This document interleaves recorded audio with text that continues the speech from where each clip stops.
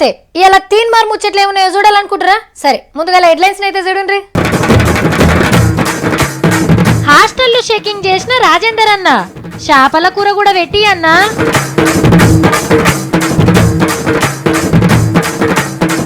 చెప్పిండు నోట్ల రద్దు అస్సలు మర్మం, ఇట్లా గోసవెట్టుడైతే కాస్తారు ధర్మం.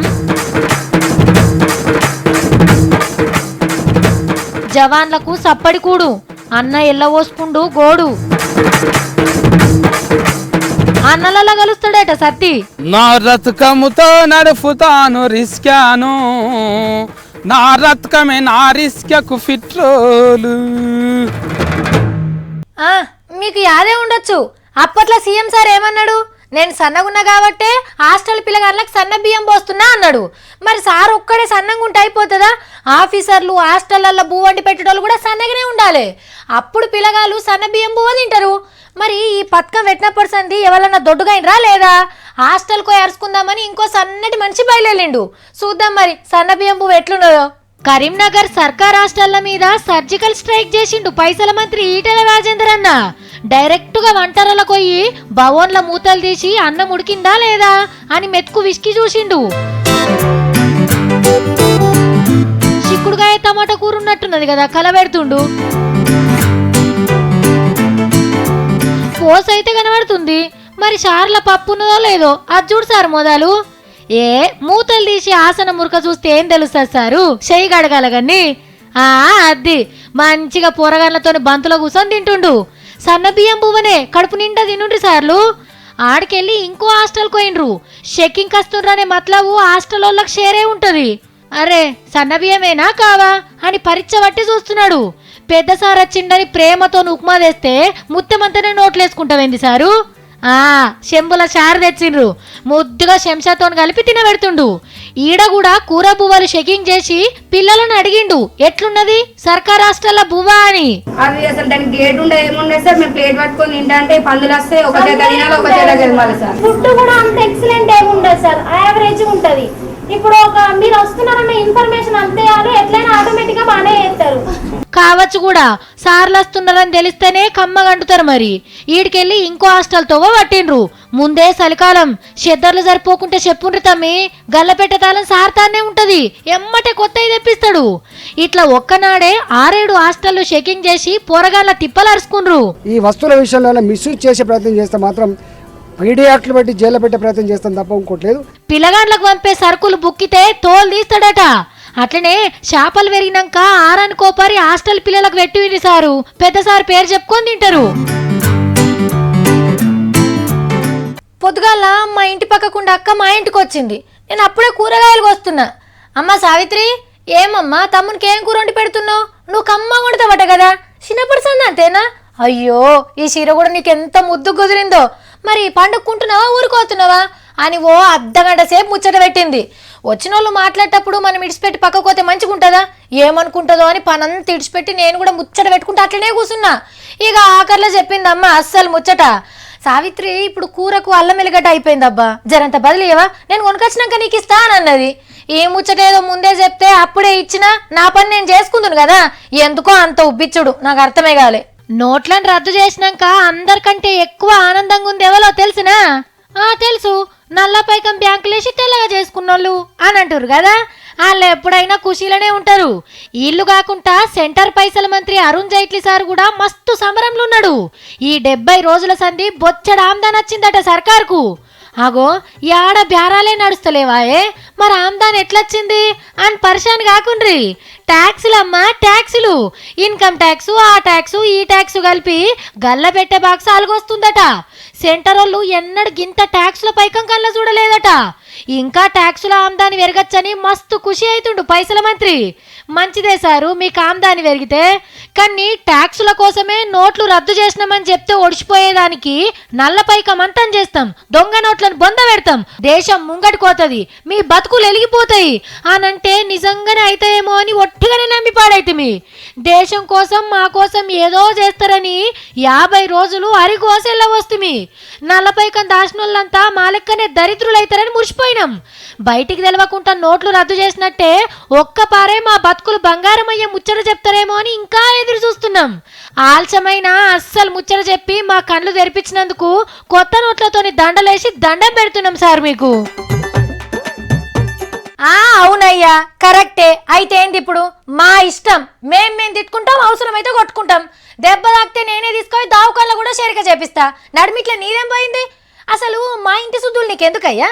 దా అయ్యద్దా వచ్చి మా ఇంట్లో ఏం జరుగుతుందో చూసి ఊరంతా చెప్పని నేనేమన్నా బొట్టు పెట్టి పిలిచినామా? ఉబ్బా కూరకొచ్చి తొంగి చూసి తొండి మాటలు మాట్లాడి నేర్చినారు. మేం మంచి గలుసుంటే మీ కళ్ళు మండుతున్నాయి, మీరు కళ్ళల్లో నిప్పులు పోసుకుంటున్నారు. ఉట్టి ఓర్వజాలనోళ్ళు. మా సావిత్రి చెప్పింది ఉత్తరప్రదేశ్ ఉత్తమ కుటుంబం గురించే. అయ్య వెనకపయ్య కొడుకు ముంగడిపయ్య పట్టుకుని తిరుగుతుండ్రు కదా, నడుచుకుంటా పోతే కాలు గుంజుతాయని మళ్ళా సైకిల్ ఫిట్టింగ్ చేస్తుండ్రు. Chain kit, seat, handle, bell అన్ని మార్చి ఓరాలింగ్ చేస్తారట. మరి ఎక్కి తొక్కేదెవలు? ఇంకెవలు? అఖిలేష్ అన్ననే. వయసు పిలగాడు, పిక్కబలం ఉన్నోడు. నెత్తురు జచ్చి ములాయిన్ తాతకు శాత కాకుంటాయే. నువ్వే ఎక్కి తొక్కు బిడ్డ, నేను వెనకాల కూసోని తొవ్వ చూపిస్తా అని కొడుకు కొప్ప చెప్పిండు సైకిల్ను. ఉత్తమ ఫ్యామిలీ డ్రామా నచ్చి పబ్లిక్ మళ్ళా సైకిల్ గుర్తు కోటేస్తే అఖిలేష్ అన్నే సీఎం అవుతాడన్నట్టు. మా ఉమ్మడి కుటుంబాన్ని ఓర్వనోళ్ళు ఒట్టిగానే బట్ట కాల్చి మీదేస్తుండని గరమైండు పెద్ద మనిషి. మా పార్టీని ఈడగొట్టే దమ్ము ధైర్యం ఎవ్వలకు లేవ్వని ఆఖర్ల ఖతర్నాక్ డైలాగు వెలిసిండు. కరెక్టే సారు, బయటోళ్లకు ఎవ్వలకు లేవు. మీ పార్టీని ఈడగొట్టే దమ్ము ధైర్యం ఏమున్నా మీ ఇంట్లతోనే అవుతుంది. జవాన్లను చూస్తే పతొక్కొల్లం చేయెత్తి సలాం కొడతాం. ఎప్పుడు తింటారో, ఎప్పుడు వంటారో, ఎప్పుడు ఏడుంటారో వాళ్ళకే తెలియని డ్యూటీలు. మనకు ఆఫీస్లో అర్ధగంట ఆలస్యమైతేనే ఇంటికి అంచెలి ఫోన్లు, ఏమైంది, ఎందుకు ఆలస్యమైంది, ఇంకా రాలేదేందని. కానీ జవాన్లు ఎప్పుడు ఇంటికి వస్తారో తెలియదు, పానంతో ఇంటికి వస్తారో రారో కూడా తెలియదు. గుండెల నిండా దేశభక్తి నింపుకొని మన కోసం దేశం సరిహద్దుల కాడ తుపాకీ పట్టుకొని నిలబడుతున్న జవాన్ల తిప్పలు చూస్తే భరతమాత కూడా కన్నీళ్లు పెట్టేటట్టుంది. పొద్దుగాల కూర పొద్దుమిక్కి తినమంటేనే ముఖమంతా మాడుస్తాం మనం. కానీ మన కోసం గెట్టుకాడ కావలిగాస్తున్న జవాన్లకు ఏం తిండి పెడుతున్నారో తెలిస్తే కడుపులకు ముద్ద కూడా పోదు. एक पराठा मिलता है जिसमें ना कुछ भी नहीं है, ना अचार है, ना सब्जी है, सिर्फ चाय के साथ. दोपहर का खाना मैं आपको दिखाऊंगा. कंटिन्यू दाल जो है जिसके अंदर सिर्फ हल्दी और नमक होगा. భాష అర్థం కాకున్నా అన్న బాధనైతే అర్థం కావచ్చు. పసుపు కలిపిన నీళ్ల చారు, ఒక పరాటా, పప్పు లేని పప్పు కూర, మాడిపోయిన రోటీలు మొఖాన కొడతారట. నోట్ల పెట్టుకోలేని సప్పటి సతుకు తిండి పెడుతుండ్రట జవాన్లకు. అది తినలేక ఆకలి మంటతోని తేజ్ బహదూర్ యాదవ్ అనే గీ జవాను ఒక వీడియో తీసి బయటకిడిచిండు. సర్కారోళ్ళు సరిపోను పైసలు సరిపోను సౌదలు పంపుతున్నా నడిమిట్లా కొందరు ఆర్మీ ఆఫీసర్లు పంది కొక్కు లెక్క బుక్కుతుండ్రట అని గరమైండు. మన అవసరాల కోసం నోట్లు తీసుకునేందుకు బ్యాంకు ముంగట నిలబడి అదే గొప్ప దేశభక్తి అని ఫీల్ అవుతున్నాం. మరి దీన్నేమనాలే? కానీ ఎంత గొప్ప దేశమో చూడుండ్రి మనది. అందరికీ అన్నం పెట్టే రైతుకు అన్నం కరువే, అందరినీ కాపాడే జవాన్కి అన్నం కరువే. అయినా మనం గొప్పగా చెప్పుకోవాలి, జై జవాన్ జై కిసాన్.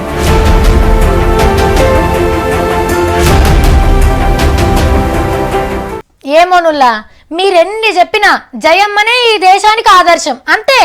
ఆమె తర్వాత ఇంకెవరైనా అందరు ఆమెతో వల్ల నడిచేటోళ్ళే, ఆమె ఆలోచనలను ఆచరణలో పెట్టేటోళ్ళే. ఏం మురిస్తావు, అసలు ముచ్చటేందో చెప్పు అని అంటారు కదా. ఫ్రీ పథకాలు పెట్టుట్లా అమ్మని మించిన వాళ్ళు ఎవ్వలన్నున్నారా? 10-20 పబ్లిక్కే పరిశాన్ అయిటన్ని పథకాలు పెట్టింది. అడగకుండా అన్ని ఫిరిగిచ్చింది కాబట్టే ప్రేమతోని అమ్మ అని పిలుచుకున్నారు భక్తులు. కడమ రాష్ట్రాలలో కూడా అమ్మనే ఫాలో అవుతున్నారు. మరి సర్దార్జీల పంట వండింది పొండ్రి. పంజాబ్ లా పుక్కడి పథకాల వరద వారుతున్నది. మొదలు చేయి గుర్తోలు సురువు చేసిండ్రు. ఎవరితో అని చెప్తే పంజాబీలు నమ్ముతారో అని బాగా ఆలోచన చేసి మౌనముని పాత ప్రధానమంత్రి మన్మోహన్ సింగ్ సార్తోని ఫ్రీ పథకాలను వలికిచ్చిండ్రు. ఉండేదందుకు ఫ్రీ ఇండ్లు కట్టిస్తారట. డబుల్ బెడ్రూమా కాదా అన్నదైతే చెప్పలేదు. ఇంట్లకు ఫ్రీ కరెంటీ, టైంపాస్ కు ఫ్రీ స్మార్ట్ ఫోన్లు, బడికి పోయే పోరగాన్లకు సరిపోను పుస్తకాలు, అవి పెట్టుకునేందుకు బ్యాగ్ కూడా ఫ్రీగానే.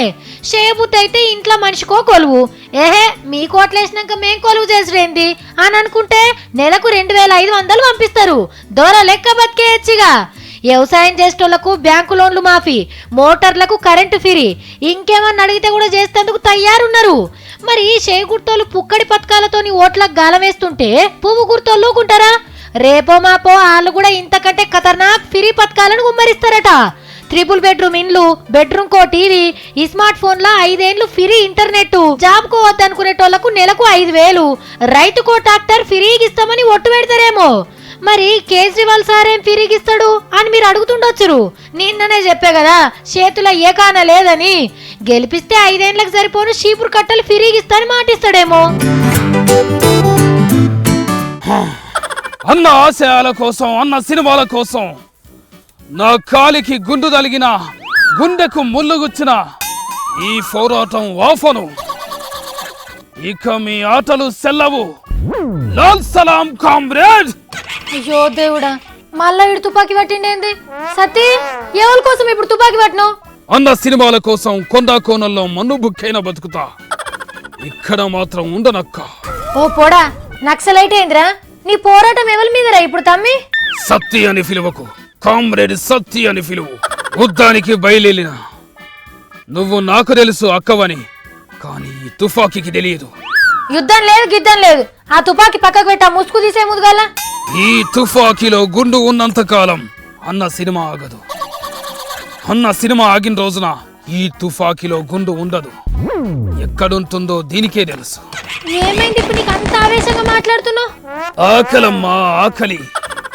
పేదవాడి కళ్ళల్లో ఆనందం కోసం, అన్న ముఖంలో సంతోషం కోసం సత్తిగాడు తుపాకీ పట్టిండు. నేను పచ్చి బియ్యం బువ్వ కూడా ముట్ట. అబ్బా, పొద్దంతా తింటావు, మంచిగా పొత్త పెంచినావు, నీకేం తక్కువైందిరా? ఆకలట ఆకలి. అట్లాగారక్క, పేదవాడు కడుపు నిండా తింటే సరిపోతాడా? వాని కళ్ళకు ఆనందం వద్దా? సినిమాలు చూడొద్దా? ఆగో చూడు, నిన్నేవాళ్ళు వద్దన్నారు. రేపు పెద్ద పెద్ద సినిమాలు విడుదలవుతున్నాయి, చూసుకో. నాకు నచ్చిన సినిమా చూడొద్దా? నువ్వు చెప్పిన సినిమానే చూడాలనా? దానికోసమే ఇస్లాం తిరుగుబాటు చేస్తున్నా. నీకు నచ్చిన సినిమా ఏంది? అసలు ఏం చేస్తున్నావు నీకన్నా అర్థమవుతుందా? బాధ్యత కోసం, వినోదం కోసం, ఫేరోని కళ్ళ ఆనందం కోసం, సినిమా టాకీస్ల కోసం సత్తిగాడు చేసే ఈ పోరాటం ఆగది. అడవిలో కలుస్తాడు. సినిమా టాకీస్ లో పోరాటమా? ఇదేంటిరో కొత్తగా వింటున్నా. నీకు అర్థం కాదు. పెట్టుబడిదారులు, టాకీస్ దారులు కలిసి అన్న సినిమాని ఆడనీయకుండా అడ్డం పడితే ఫుట్టలో సీమనాయి, అడవిలో అన్ననాయి, సినిమా చూసే ఫ్రేష్ కెక్కున్నాయి.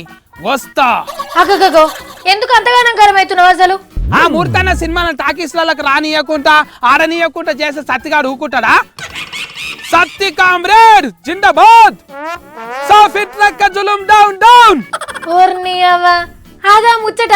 మరి నడమల నన్నెందుకు అంటున్నావు? మీ దోఫిర్దారుల చేతులలోనే ఉన్నాయి కదా టాకీస్లని. ఒక టాకీస్ అన్నయ్యరా? అట్లాగా సత్తి, పండగ పూట చాలా సినిమాలు విడుదలవుతున్నాయి కదా, మూర్తన్నకు జరంతా తిప్పలవుతుందట. టాకీసులు ఎక్కడివి? ఎవరయ్య జాగిరి?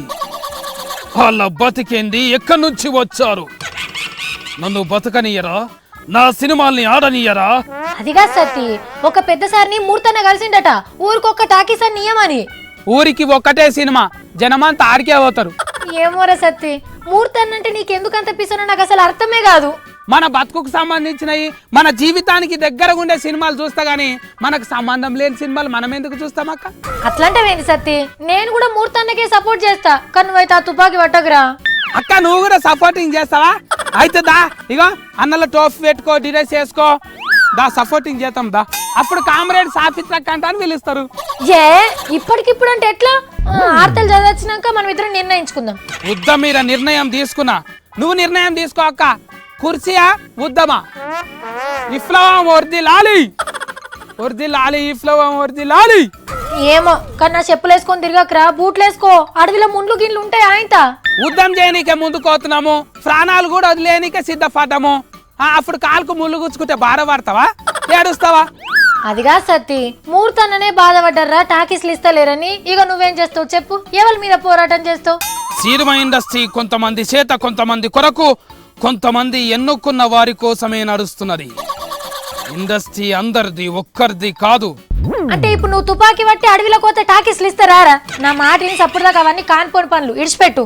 తప్పంతా మూర్తన్నరే అక్క. ఎర్ర సైన్యం, ఎర్రోడు, సీమల దండు, దండోరా గిసంటి సినిమాలు తీయకుండా కానిస్టేబుల్ అంతా తీస్తే ఎవరు బుగులు పడతారు అక్క? ఏ నువ్వు అనుకున్నట్టు ఇప్పుడు ఏం లేదురా, అసొంటి సిద్ధాంతాలు లేవు, అసొంటి మనుషులు కూడా లేరు. పేద ప్రజల ఆనందం కోసం నా ఈ అడుగులు ఆపను.